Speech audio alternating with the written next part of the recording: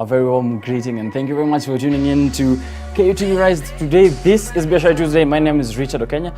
Thank you for joining us on the launch. Now, while there are 7.41 million SMEs in Kenya, only 1.56 million are licensed, where 5.85 million are unlicensed. So today I'm sitting on set with Bruce Mackenzie, who is a CEO of 2 companies and also a man of many trades.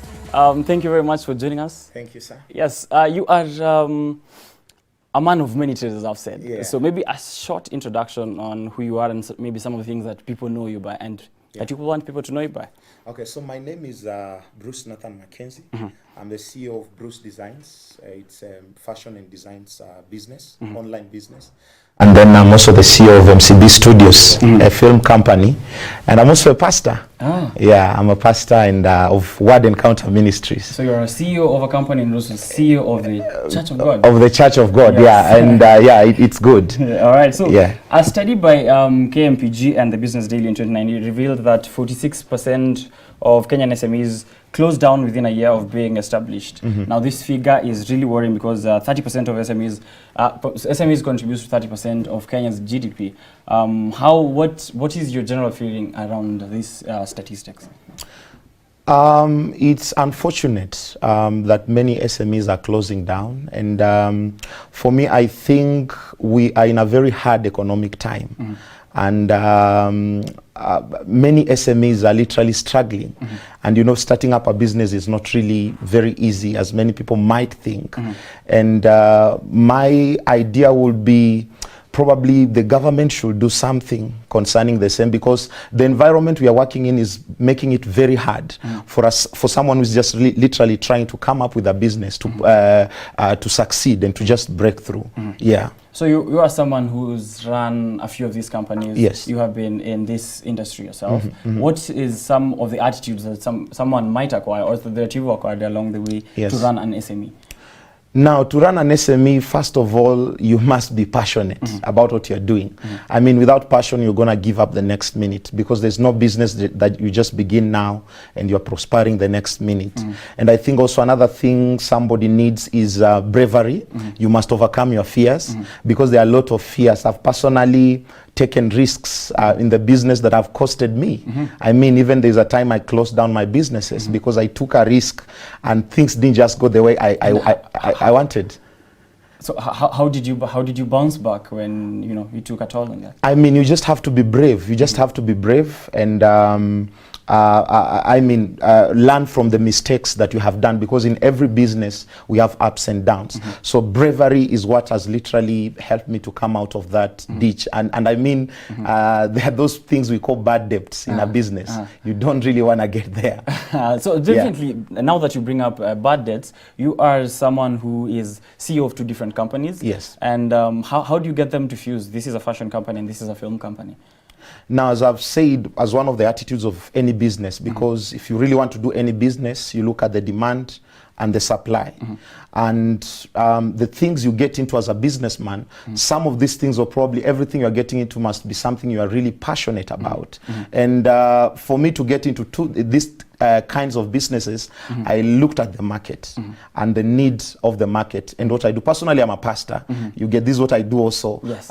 So preaching all the time, you're preaching, you're standing in front of people, and many people will look at what you're dressing, and they will ask you every time I was wearing my suits, people ask me, where are you getting these suits? Where do you buy your shoes? Then I noticed this can be a great opportunity for me to market my own designs.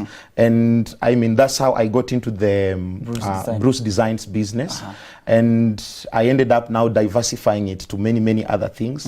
And the MCB Studios that's my profession. I've studied film in the university. And after studying film, I only worked for 1 year. Then I decided to start my own company. Yeah. All right. So as someone who's run these 2 companies for quite some time, I guess. Yes. How long has it been? MCB Studios has been running for 8 years. Bruce Designs is 5 years now. All right. Yeah. So how would you advise someone who is starting out and maybe capital-wise in terms of, you've run 2 different companies, yes, which means you want, and maybe let's talk a bit about your Bruce Designs. Yes. And there's a lot that goes on around around fashion. How exactly do you get Bruce Design to have a niche, its own niche, in a market where there's literally... It's flooded. Yeah, it's flooded. So how did you get to, you know, curate your niche?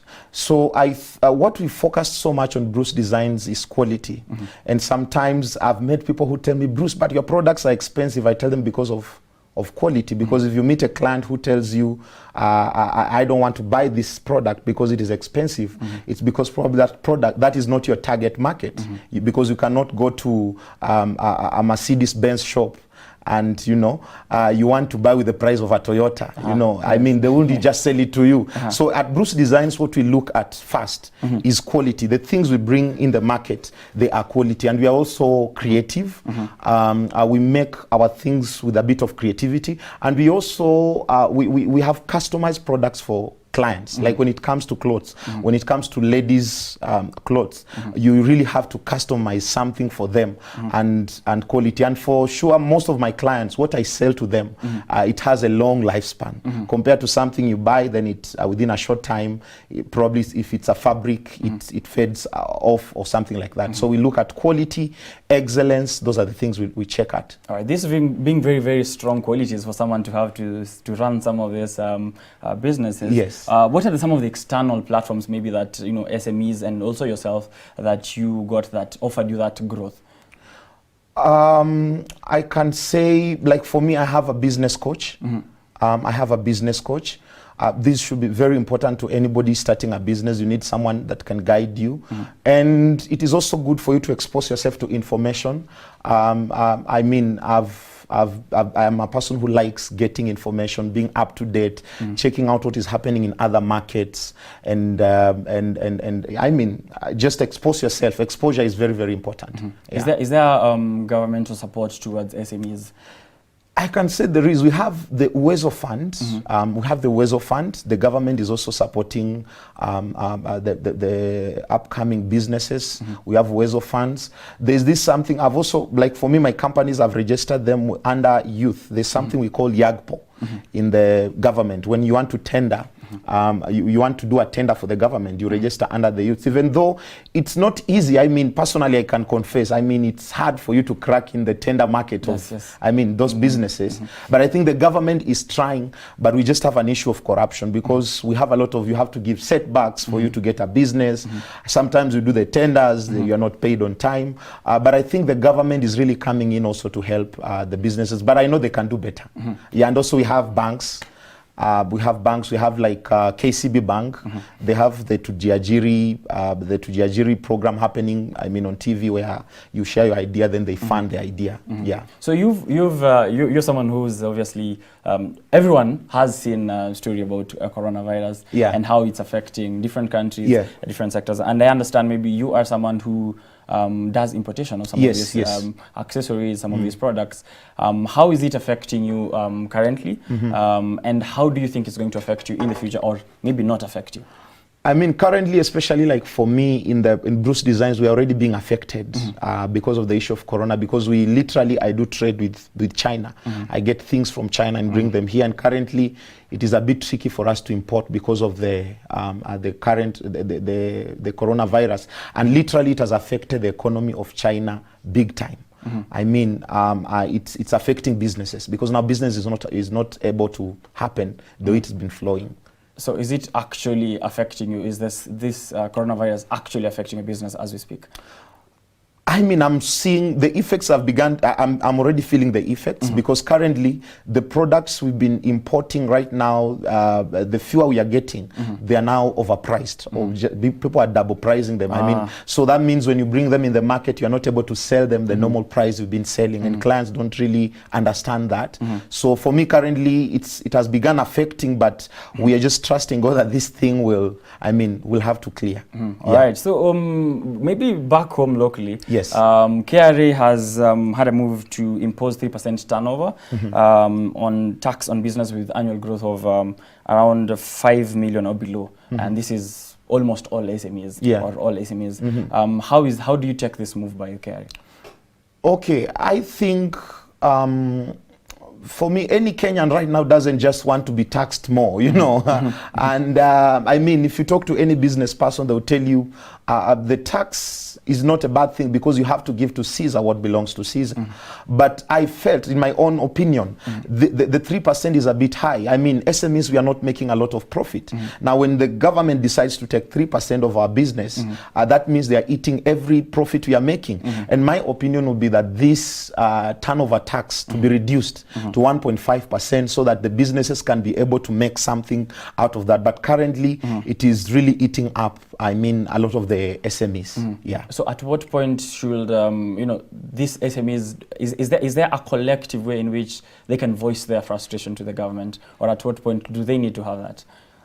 I think, you know, this is now a matter of law, you know, it's a matter of law, and we have to really follow. I mean, when the government puts a law in place, it will take also legislatures to come together so that they are able to change it. But I think also as the business community, if they come together to speak one voice, because also one of the things I've realized is that people are a bit selfish. We don't really want to work together as a team. But I think the business community, if we come together and voice this thing out, I believe the government will be able to hear us, because for real, it's really eating us up. 3% is not little. Yeah, it's definitely a huge number, for especially for businesses that are making not that much margin of profit. So you split your time between two different companies. Someone who isn't even able to run one company out there is watching you.